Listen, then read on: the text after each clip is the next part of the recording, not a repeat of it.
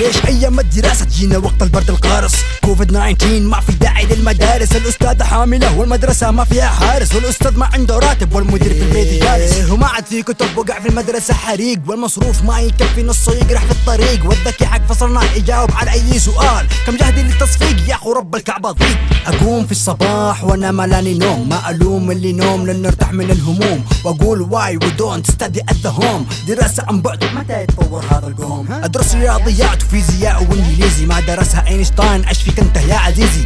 منهجنا صعب لا تقول لي فيري ايزي، اذا كنت غبي صف جنبي من جيزي. في المدارس الحكومي المدرس بلا راتب، والخصوصي بتدريس يطيب النفوس، هذا يعني المدرسة الحكومي تخرج منها راسب، والمدارس الخصوصي يخلصوا جلدك فلوس. مدرسة بنات وعيال تعتبر من الاغلاط، وديننا الاسلام منعنا من الاختلاط، وصاحبي قدر يجيني هو من المخاط، ما فيش معانا طلال ولا معانا بطال، هذا رقبح من ذنب مش عارف وش يقول، هيا بنا يا بني المدرسة على وصول، تسجل